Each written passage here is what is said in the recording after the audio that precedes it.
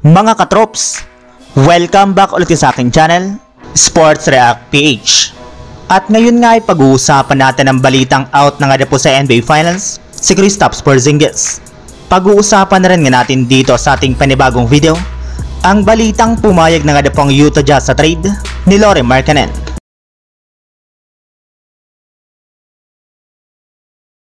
Ibinulgar na nga po mga katrops ngayong araw ng Boston Celtics na malala nga po talaga ang tinatamong injury ngayon ng kanilang center na si Kristaps Porzingis sa likurang bahagi ng kanyang binti, na siyang rason bakit nakalista na nga po siya ngayon bilang questionable para sa kanilang darating na Game 3 ng NBA Finals laban sa Dallas Mavericks. Mismo ang kanilang head coach na nga po na si Joe Mazzulla ang nagsabi na seryoso nga po talagang iniindang injury ngayon ng kanilang center. Kaya kahit man nga po sabihin ni Kristaps Porzingis na kaya pa nga po niyang maglaro sa kanilang Game 3 o sa kanilang mga susunod na laban, ay hindi rin naman nga po nila ito basta-bastang papayagan since maaari nga pong mas lumala pa ang kanyang matamong injury, kagaya na lamang ng nangyari noon kay Kevin Durant kung saan napilitan nga po siya na magpahinga ng at least isang taon dahil pinarsa nga po niya na maglaro sa kabila ng iniinda nga po niyang injury. Kaya ayaw nga po ng Boston Celtics na mangyari rin ang ganitong senaryo sa kanilang big man si Porzingis. Sa madaling salita, mukhang hindi na nga po talaga ito paglalaroin pa ng Boston sa kanilang mga susunod na laban sa NBA Finals. At dahil nga po dyan ay mukhang literal nga po na bumaliktad na ang sitwasyon ng kanilang serye.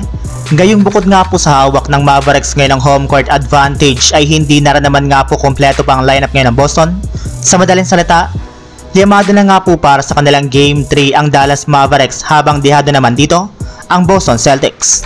Samantala, puun na naman tayo sa ating sunod na pag-uusapan sa balitang pumayag na nga po ang Utah Jazz sa trade ni Lauri Markkanen. Naibalita ko na nga po sa inyo mga katrops na isa nga po si Lauri Markkanen sa mga target na player ng Lakers na gustong makuha ngayong offseason kung sakasakali man na maging available ito sa pagbubukas ng trade market. Willing rin naman nga po sila na i-offer sa Utah Jazz ang kanilang mga players na sina Rui Hachimura, Austin Reeves at 2 first rounders. At base nga po sa pinakahuling inilabas na balita ng isang NBA insider si Cian Devaney, payag rin naman nga pong makinig ang front office ng Utah Jazz sa i-offer nga po sa kanila ng Lakers.